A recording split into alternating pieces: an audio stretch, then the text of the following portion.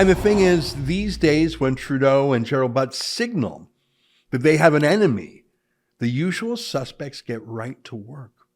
I want to take you through a CTV story. You'd think they were the CBC state broadcaster, given how slavishly they repeat Trudeau's talking points.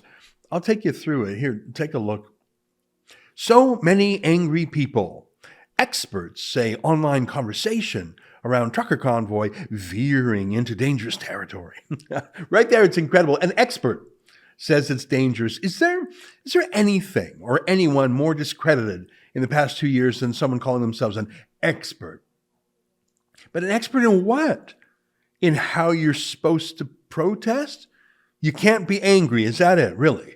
Because Trudeau himself is angry quite a lot these days. They are putting at risk their own kids, and they're putting at risk our kids as well. Those people are putting us all at risk. Those people are putting us all at risk. Did the experts say that anger was bad for Trudeau, or is Trudeau allowed to be angry with us? We just can't be angry with him. What does this expert say about our feelings? Are there certain feelings we're not allowed to feel towards Trudeau? We're allowed to feel love, admiration, gratitude, obedience, and are there also some feelings we're not allowed to have? What does the expert say? Is CTV tone policing a peaceful protest? If so, that's a new one. I remember when F.U.C.K. Harper was celebrated in every media outlet in the country. They loved it. Let's read this CTV news story. As a growing group of truckers and supporters make their way to Ottawa in a protest against vaccine mandates, experts say the rhetoric online is concerning the convoy is getting increasingly worrisome. Okay, so it's not even the convoy. It's some people online talking about the convoy. I wonder if they mean Gerald Butts and Justin Trudeau. They're angry about the convoy. I don't think that's who they meant, though. The movement has gathered steam nationwide as videos show highway gatherings in support of the truckers, but some experts worry the online conversation surrounding the convoy has veered into dangerous territory. What's dangerous territory? Have there been death threats? That could be dangerous territory. Have organizers called for violence? No. There are people who genuinely believe that this is overreach by the federal government, but there are also a lot of other groups that are involved and individuals who are involved who have a long history of very overheated rhetoric. Kurt Phillips, founder and former lead writer for the Anti-Racist Canada, told CTVnews.ca in a recent phone interview. Overheated rhetoric, eh? Wow. Whew. Watch out for that, people. But is this one of those experts that they're talking about, Kurt Phillips? I know who Kurt Phillips is.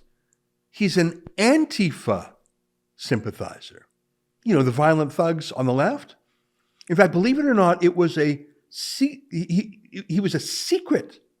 Antifa sympathizer while working as a school teacher. He was active online using a fake online identity. It was insane, and we at Rebel News revealed who he was. Remember this? Of incompetence, the CBC's Fifth Estate has accidentally released the identity of a longtime Antifa informant. This is someone who works with, employs, and shares information with members and supporters of the violent Antifa movement. The CBC was intending to cooperate with Phillips to conceal his identity.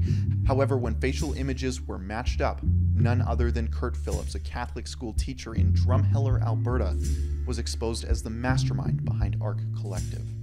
ARC is a blog that was curated by Phillips for over a decade until he recently resigned after his mask was removed. Phillips's blog has shared the personal information, the addresses, photos of homes, names, and faces of people who Phillips unilaterally determines are fascists.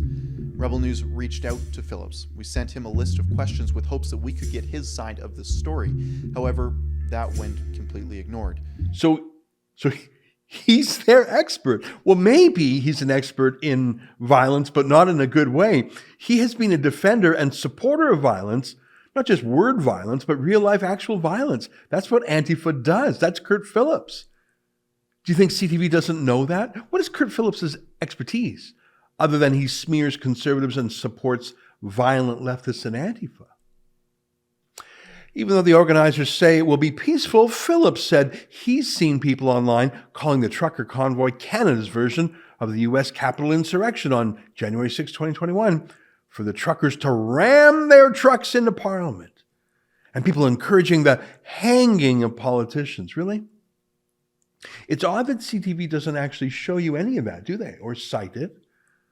But the thing about random, anonymous online comments is that they could literally be written by anyone who is known to whip up online hatred using a fake identity. Like, Kurt Phillips, in fact. I wonder if he wrote those comments he's condemning. Frankly, I wonder if they even exist. We were never shown them by CTV. This is journalism, apparently. But just a question, was January 26th about ramming trucks into things? Is that what happened down there?